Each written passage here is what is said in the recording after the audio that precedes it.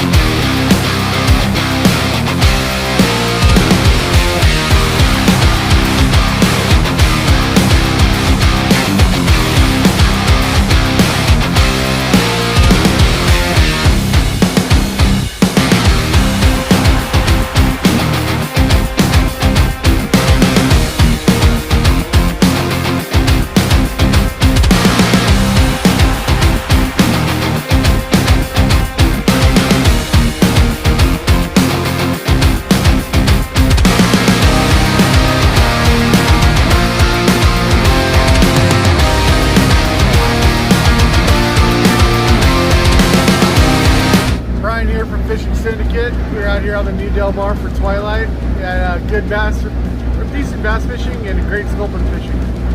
See you guys later.